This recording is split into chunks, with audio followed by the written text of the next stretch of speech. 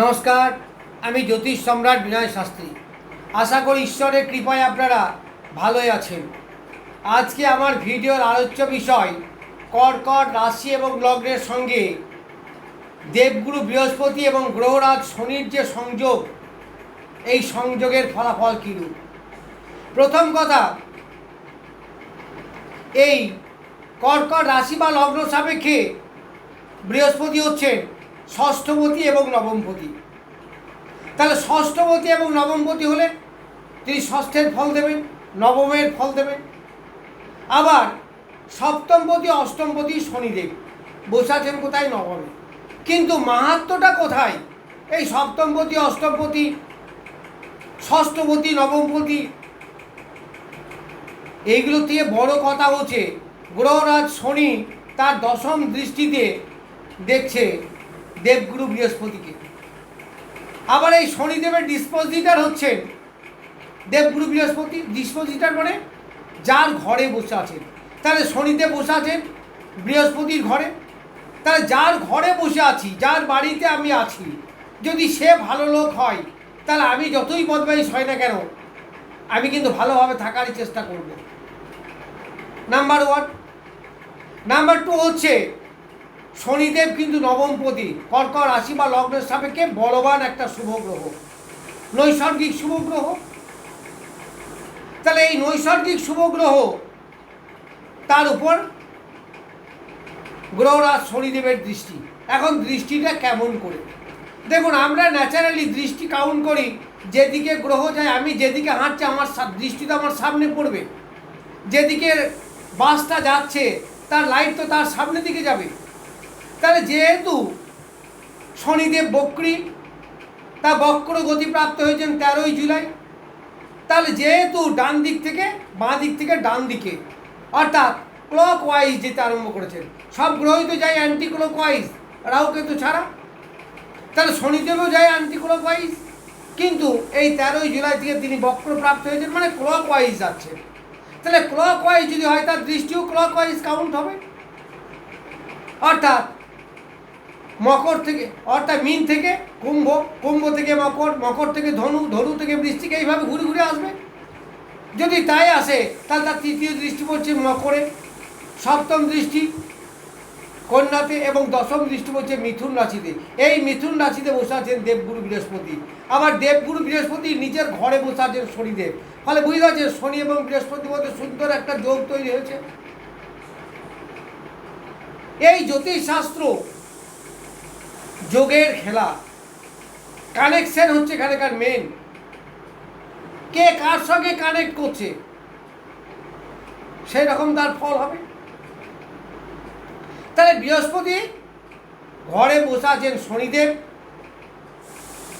তাহলে ওখানে শনি বৃহস্পতির একটা যোগ হয়ে গেল। আবার ওই শনিদেব বৃহস্পতিকে দেখছেন তার দশম দৃষ্টি দিয়ে, বক্র দৃষ্টি। দেখুন দশম দৃষ্টি মিথুনে পড়ছে। তাহলে এই যে শনি বৃহস্পতি যোগ, আমরা বলি গুরু শৈলী যোগ, খুব ভালো যোগ, বলবান যোগ। আবার কেউ বলি ধর্ম কর্ম যোগ, কারণ ধর্মের কারক গ্রহ হচ্ছেন বৃহস্পতিদেব এবং কর্মের কারক গ্রহ হচ্ছেন শনিদেব। তাহলে শনি এবং বৃহস্পতি যোগ হলে ধর্ম কর্ম যোগ বলা হয়। আবার লক্ষ্মী নারায়ণ যোগ বলতে পারেন, যে যেভাবে বলেন। মেন কথা হচ্ছে এই যোগটা বড় শুভ যোগ। কারণ আমি যদি কোনো যোগের কথাই না বলি, কর্মের কারক গ্রহ হচ্ছেন শনিদেব, আর অর্থের কারক গ্রহ হচ্ছেন বৃহস্পতি। ধৈর্যের কারক গ্রহ শনিদেব, কর্মের কারক গ্রহ শনিদেব, পরিশ্রমের কারক গ্রহ শনিদেব, ন্যায় নিষ্ঠার কারক গ্রহ শনিদেব, ডিসিপ্লিনের কারক গ্রহ শনিদেব, ধৈর্যের কারক গ্রহ শনিদেব। কিন্তু শনিদেবকে আমরা অনেকেই পছন্দ করি না। কেন করি না জানেন? শনিদেবের মধ্যে শুধু নেই রোম্যান্স, শনিদেবের মধ্যে নেই রসিকতা, শনিদেবের মধ্যে নেই আনন্দ বিলাসিতা। কিন্তু আমরা তো মানুষ সবসময় চাই টাকা, আনন্দ, বিলাস, শৌখিন জীবন। যার জন্যই শনিদেবকে অনেকে পছন্দ করেন না। শনিদেব দুঃখের কারক গ্রহ ঠিকই, কিন্তু কেন দুঃখ দেন এটা কিন্তু একবার আমরা ভাবি না। শনিদেব হচ্ছে ন্যায় নিষ্ঠার কারক গ্রহ। তাহলে আপনি যদি ন্যায় পথে না চলেন, আপনি যদি নিষ্ঠার সঙ্গে কাজ না করেন, আপনি অফিসে গিয়ে যদি ফাঁকি দেন, আপনি নিজের কর্মে যদি অবহেলা করেন, তাহলে শনিদেব তো আপনার কষ্ট দেবেই। কারণ তিনি দৃষ্টি দিচ্ছেন মানেই বলে দিচ্ছেন যে এই জায়গাগুলো তুমি সতর্ক হও, না হলে তোমার কপালে কষ্ট আছে। কারণ আমি জানি শনিদেব তৃতীয় দৃষ্টি দিচ্ছে, তৃতীয় মকর, তাহলে কর্কট রাশি বা লগ্ন সাপেক্ষে সপ্তম স্থান। তো এই স্থানের প্রতি যদি আমি যত্ন না আনি, স্ত্রীর স্বামী, স্বামীর স্ত্রী যদি যত্ন না আনি, সপ্তম থেকে আমরা ব্যবসার বিচার করি, যদি আমি ব্যবসায় যত্ন না আনি তাহলে আমার কপালে কষ্ট আসবে। তাহলে কি আমি বলবো শনিদেব দিয়েছে? আমার কষ্টের কারণ আমি নিজেই। শনিদেব বড় সতর্ক করছেন। সুতরাং শনিদেবকে কোনো জ্যোতিষী আমার মনে হয় না খারাপ গ্রহ বলেন। শনিকে আমরা ব্যবহার করতে জানি না, শনিকে আমরা খুশি করতে জানি না, শনিকে আমরা তুষ্ট করতে জানি না, শনিদেব কি চান আমরা জানি না। সেইভাবে চলুন, সঠিক পথে চলুন, দেখবেন আপনার লাভ হবে। যাই হোক সে কথা। তা শনিদেব বক্রপ্রাপ্ত হয়েছেন 13 জুলাই, তারপরে তার দৃষ্টি হয়েছে বক্র দৃষ্টি, এবং যখন বক্রী হন গুরুদেব তখন তার পৃথিবীর উপরে তার প্রভাব পড়ে অনেক বেশি। কারণ পৃথিবী কাছাকাছি আসে তবেই তো বক্রী হয়। তাহলে এই বক্রী গ্রহের প্রভাব অনেক বেশি। তাহলে আপনারা এই ভালো ফলগুলো পাবেন। অষ্টমপতি গেছে নবমে, তাহলে অষ্টমপতি যদি নবমে যায় তো অষ্টমে তো ভালো, কারণ ভালো জায়গায় সে বসে আছে। আবার সুন্দর একটা জায়গা, আপনি মন্দির ধরতে পারেন, কারণ বৃহস্পতির ঘর, তার নিষ্ঠার গ্রহ। শনিদেব পরম ধার্মিক, কেতু পরম ধার্মিক। এই শনি কেতুকে আমরা পছন্দ না করলেও ধর্মের জগতে এদের স্থান কিন্তু প্রথম। কর্মের কারক গ্রহ শনিদেব। তাহলে সে যদি ভালো জায়গায় বসে থাকে, স্বাচ্ছন্দ্যপূর্ণ জায়গায় থাকে, তাহলে সে ভালো ফল দেবে। কার ভালো ফল দেবে? সে যে ঘরের অধিপতি, অর্থাৎ দাম্পত্য সুখ সে আনবে, আয়ু বৃদ্ধি হবে, অষ্টম থেকে রোগের বিচার করি, রোগ মুক্তি ঘটবে। অষ্টম থেকে আমাদের গুহ্য স্থান অর্থাৎ গোপন স্থানের বিচার হয়, সেগুলো ডেভেলপমেন্ট হবে। অনেকের গুহ্য পীড়া থেকে থাকে, পায়খানা, প্রস্রাবদার, এই সমস্ত সমস্যা থাকে, মেয়েদের গাইনি প্রবলেম, সেগুলো অনেকটা ভালো হবে, কারণ শনিদেব ভালো ফল দেবেন। আবার এইদিকে বৃহস্পতি ধর্মের কারক গ্রহ, বৃহস্পতি অর্থের কারক গ্রহ, বৃহস্পতি সন্তানের কারক গ্রহ, বৃহস্পতি প্রতিভার কারক গ্রহ, বৃহস্পতি বিদ্যার কারক গ্রহ, বৃহস্পতি ভাষার কারক গ্রহ। যারা স্টুডেন্ট, যারা হায়ার এডুকেশন আছেন, তাদের বেশ ভালো, খুব উন্নতি হবে।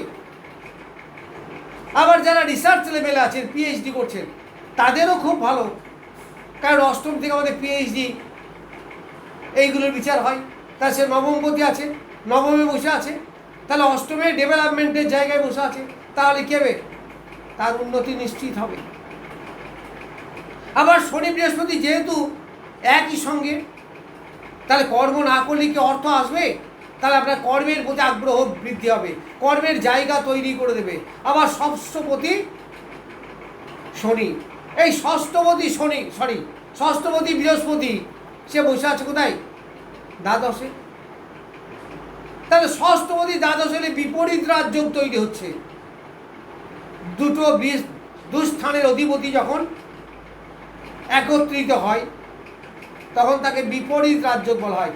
বিপরীত রাজযোগের ফল আমরা একটু ধৈর্যের পরে পাই, একটু কষ্টের পরে পাই, একটু বেশি পরিশ্রম করতে হয় তারপরে পাই, কিন্তু রাজযোগের ফল আমরা পাই, তবে সেটা ব্যাকা পথে পাই, একটু সময় সাপেক্ষ হয়। আবার শনিও ধৈর্যের কারক গ্রহ বলেছি।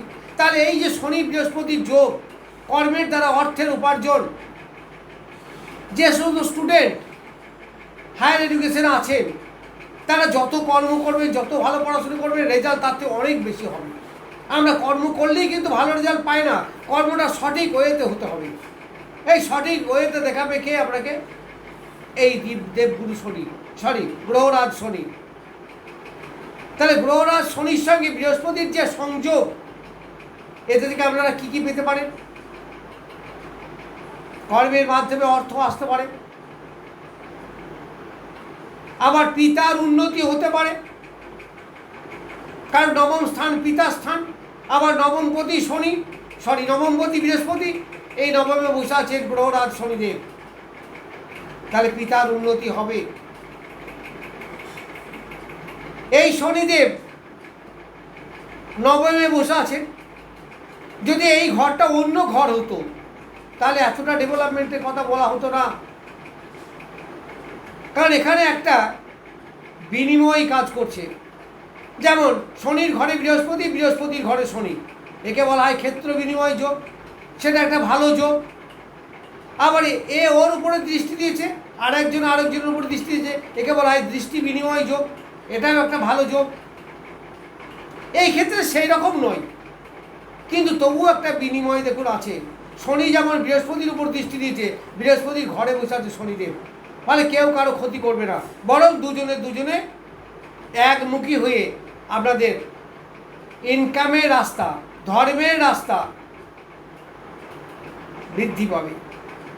যারা সাধু সন্ন্যাসী আছেন তাদের পক্ষে খুব ভালো জায়গা। কেন ভালো জায়গা? কারণ দ্বাদশ হচ্ছে মোক্ষ, দ্বাদশ হচ্ছে সেবার জায়গা, দ্বাদশ হচ্ছে স্যাক্রিফাইস করার জায়গা। এই দ্বাদশ হচ্ছে আপনাদের ইনটিউশনের জায়গা। কেমন? এই দ্বাদশে নবমপতি বসে থাকলে দেখবেন অনেকেই ভাগ্যের সহায়তা পাবেন এবং অনেকের ইনটিউশন পাওয়ার প্রচুর বৃদ্ধি পাবে এই সময়। কারণ ইনটিউশনের কারক গ্রহ শনিদেব বসে আছে কোথায়? দ্বাদশে। তার মানে অনেক দিন পরে কি ঘটতে পারে আপনি বুঝতে পারবেন, আপনার চোখের সামনে ভাসবে বা আপনার মনে উদয় হবে, এটাকেই বলা হয় ইনটিউশন পাওয়ার। সেই ইনটিউশন পাওয়ার কিন্তু এই সময় বাড়বে। কতদিন? 28 নভেম্বর পর্যন্ত। কারণ 28 নভেম্বরের পরে শনিদেব কিন্তু আর বক্রপ্রাপ্ত থাকবেন না, মার্গী হয়ে যাবেন, তাহলে তার দৃষ্টিও ঘুরে যাবে তখন।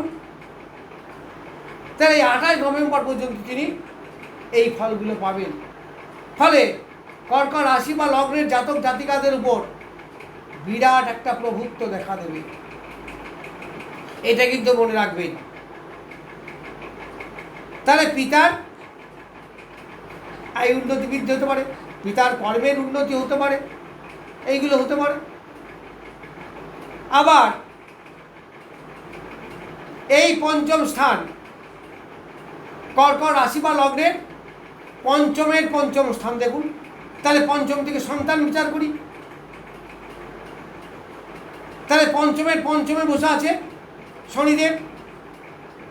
তাহলে ছাত্রদের মধ্যে, সন্তানদের মধ্যে ইমিউনিটি পাওয়ার বাড়বে, সন্তানদের শরীর স্বাস্থ্য ভালো যাবে। আবার এই চতুর্থের ষষ্ঠ অর্থাৎ দূর দেশ, দ্বাদশে আবার বৃহস্পতি বসে আছে, সেখানেও দূর দেশ, অর্থাৎ বিদেশে যারা যাবেন, বিদেশে যারা ব্যবসা করবেন, বিদেশে যারা কর্মের জন্য যাবেন, বাইরে যারা পড়াশুনো করতে যাবেন, তাদের পক্ষে খুব ভালো। অনেকেই তো হোস্টেলে গিয়ে পড়াশুনো করে, বাইরে গিয়ে পড়াশুনো করে, গ্রাম থেকে বা জন্মভূমি থেকে অনেক দূরে গিয়ে তা পড়াশুনো করে, তাদের পক্ষে খুব ভালো। এইবার এই যে দ্বাদশ থেকে অনেক বাজে জিনিসে বিচার করা হয়, সেইগুলো ঘটবে না। কেন ঘটবে না? কারণ নবমপতি দ্বাদশ এসে বসে আছে, আবার দেবগুরু বৃহস্পতি। ফলে অনেক কিছু যে নেগেটিভ, সেই নেগেটিভগুলো ঘটবে না। আপনাদের ব্যয় হবে, দ্বাদশ থেকে ব্যয় বিচার হয়, কিন্তু ব্যয়টা সৎ বিচার, ব্যয় হবে। কীরকম সৎ ব্যয়? সন্তানের এডুকেশন, বাড়ি ঘর ক্রয় করা, কোনো যানবাহন ক্রয় করা, কিংবা কিছু সোনা কেনা, বৃহস্পতি সোনার কারক গ্রহ, তাহলে এইগুলো হতে পারে। আবার এই বৃহস্পতি শনির যোগ যেমন ইঞ্জিনিয়ারিংকে বোঝায়, ডাক্তারি, তেমনি কিন্তু লিটারেচারকে বোঝায়, অর্থাৎ এদের ভাষা জ্ঞান খুব ভালো হয়। তাহলে এই শনিদেব কর্কট রাশি বা লগ্নের চতুর্থে দৃষ্টি দিচ্ছে, তাহলে মায়ের শরীর স্বাস্থ্য ভালো যাবে, এডুকেশন ভালো হবে, মন মানসিকতা ভালো থাকবে। যাই হোক, আমি যেদিকেই দেখা যাক না কেন, শনির কারকত্বে যেগুলো আছে সব তার বলা সম্ভব নয়। আবার বৃহস্পতি কারকত্ব যেগুলো আছে, এই নবম ভাব, ষষ্ঠ ভাব, সপ্তম ভাব, অষ্টম ভাব, এই ভাবগুলো ডেভেলপমেন্ট হবে, উন্নতি হবে। অর্থাৎ যারা ব্যবসা জায়গায় আছেন তারাও ভালো, যারা কর্মের জায়গা আছে তাদেরও ভালো, কারণ শনিদেব বক্রপ্রাপ্ত হওয়ায় তার বল অনেকাংশে বৃদ্ধি পেয়েছে। যাই হোক, আমি বক্রী শনিদেব এবং বৃহস্পতি সংযোগের যে শুভ ফল বা গুরুশৈলী যোগ যাই বলুন না কেন, এর শুভ ফল সম্বন্ধে কিছু আলোচনা করলাম। নমস্কার, আজ এই পর্যন্ত।